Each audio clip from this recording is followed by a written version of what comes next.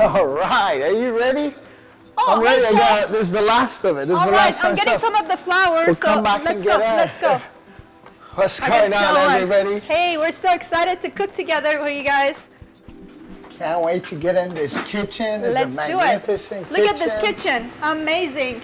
Wow, look at Love it. it. We have flowers for later, so are you ready, Chef? Yes, I'm ready. So let me show everybody what we got going on. This is how to throw a big party. This is all it takes. This was my last bags. This is what we got going on. We have coolers. We got everything. We'll see you on the other side.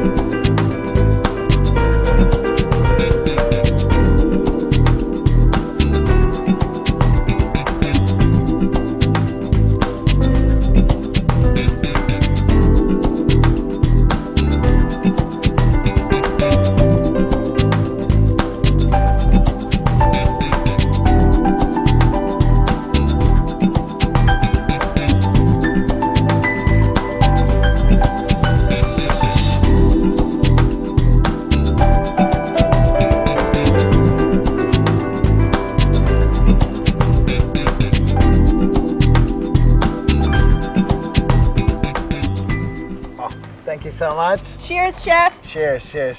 I'm with Chef Shane. As you all know, we have been wanting to cook together. First, cheers. This is dream come true for me to cook with you both today. of us, yes, thank you. And during these unprecedented times, we got to, put together an al fresco meal. Yes, yes, yes. With your leadership. That was your thought. You wanted to see, like, hey, let's just do even though we don't have guests, but we just do a fancy dinner party, and then we'll give all the food to our family and friends. We'll pack it up. So we got this opportunity to cook with you. It was such a pleasure learning how to cook some Iranian food with you. It was pleasure was all mine. You are so inspiring, Chef. Thank you. For you to make time out of your busy schedule for us to do this fun thing was truly a best part of this Cheers. Corona time. Cheers. So What a nice drink, by yes, Jardesco. We love Jardesco. It's a the beautiful. way. We love them. Family-run business. Roger and Lisa, we did al fresco because that's what Jardesco is all about. So you want to give us a tour of all the goodness we created? Let's get a tour. So we did this table, did this little cheese board area. And what's that one you made that? This is boraniye labu. It's basically very tangy yogurt together with cooked beets and I love the roses on it. Yes, and with a little bit of walnuts, and on top we've got some lava sea salt. Ooh, nice. And then you have a rice dish I have over a rice there. dish over there, sour cherry rice. I have my salt dome. That's amazing. That's amazing. Over here is rock solid. We're gonna get to it in a bit. We have 2 of them. Over here, I had some little baby gems, and I grilled them with some salt and olive oil. Made some homemade fresh Caesar dressing. But I put a little chili oil in it, so it changed the color. So it's like a chipotle Caesar dressing. So much flavor right there. Yes, grilled some lemons. This is a beet, not to match with your beet, but this is a more, I guess, an American version, if you would.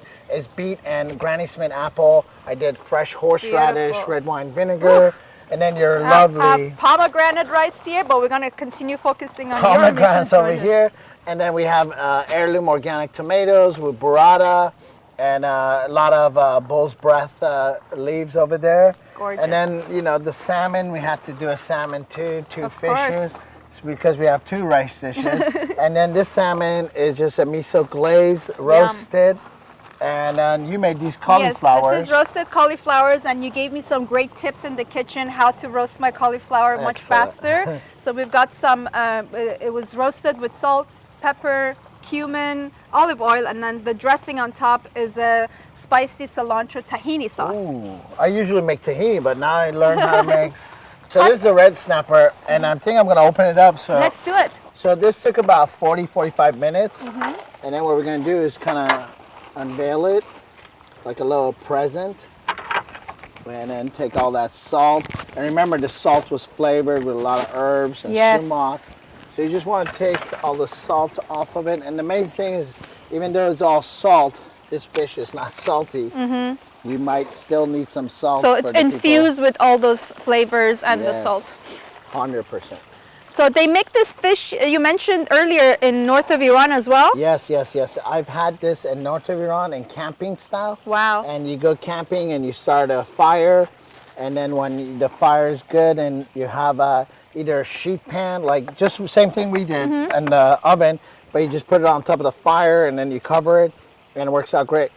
So we're just gonna take the skin off. And I put a thermometer in there before I took it out of the oven. So you know that it's ready. Yes, it's about 135. And then we just peels off. And then you could hit it with a little bit of lemon juice too. And then, you see how flaky it is? Beautiful. Nice. So healthy. There you go, Bita. Thank you. You give it a first try. Amazing. Excellent. All the flavors that you just described that were inside the salt cone, it comes through. All comes through. And then inside the belly, we have herbs and fennel and lemons, and all those delicious stuff. And then that little extra, and it's not salty at all. And it's so beautiful and it's so healthy.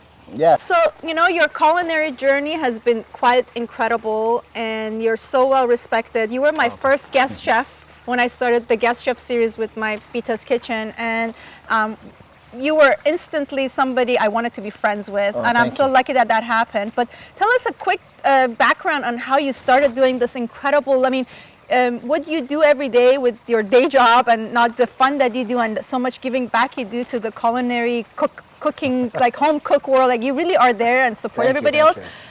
But you create some magic, and I think it all has to do with where you come from and what your experience. Definitely. I was born in Iran. I'm Iranian. I grew up in America. I've been influenced by a lot of different cultures, and then I work at Soho House and been exposed to some of the most amazing chefs there. And all the products that we buy and the free range they've given me in the last 6 years has been tremendous because it's been like a playing field. You come in every day and what should we make? Okay, we have fresh this, fresh that, and we go. And the whole concept is my grandma taught me that you have to be happy and you have to have love in your heart for the people that you cook for. Absolutely. So that always helps a lot too. I mean, cooking with love, I think a lot of people are afraid of cooking or being in the kitchen. And once they get over that fear and once they put their heart and soul into whatever, even if they're making a simple omelet, I think it just takes it to the next level when you're doing it, you know, with as a passion, as something that you want to share with others with love, don't you Yes, think? Yeah. 100%. I mean, we take care of our cars. We put the best gas. We take them to the best service. And then when it comes to our body, we're like nonchalant about what to eat. So it's very important once you understand what you put in your body that really makes this body. Exactly. If I eat the salmon becomes a man. So then it's really easy to Very understand how to cook. And cooking is so simple. This took 15 minutes.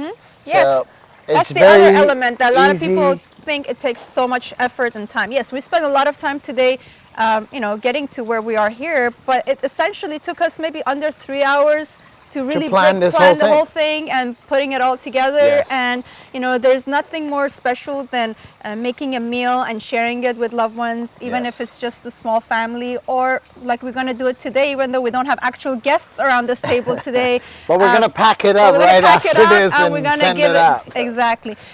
So I want to share with you some amazing Persian sweets that I recently got introduced to by this had me at amazing. sweets. Yes. So this lovely lady Nadia started this Persian sweets business out of her home. Wow. Made all of them made with love. Her business name called Nokhodchi.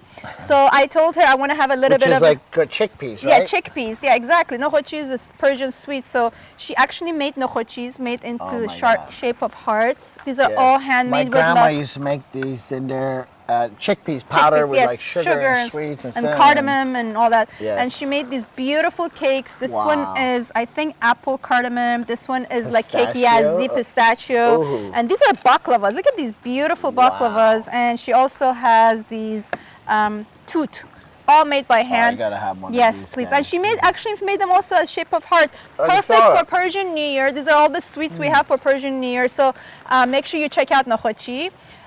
When is Persian New Year? Persian New Year is going to be on March 20th, and this year will be at 2:35 or so in the morning. So we're gonna have to, hopefully, we'll get through this period that we're in, and we get to spend time with family and loved ones. I've been told at the precise time, if you ask for anything, it comes true. Yes, I think Persian New Year will be exactly around 1 year that we went into the quarantine mode. And hopefully, you know, with the renewal of Earth being, you know, vernal equinox, we will also have a new chapter in the world where we have health and joy and happiness coming back to everybody's homes, and everybody gets to set up tables like this and bring family around the table. The good thing is, the bigger the breakdown, the bigger the breakthrough. So Amazing. we're gonna have an amazing year. Thank you so much for this. Thank you. I'm so grateful. I'm so for honored you. that you Thank did this you. with me, and we can't wait to share. You guys gotta check this lady out. Same with Amazing him. chef. We love him. So Cheers. Cheers. Happy New Year. Happy New Year. Happy Valentine's. Happy Valentine's too.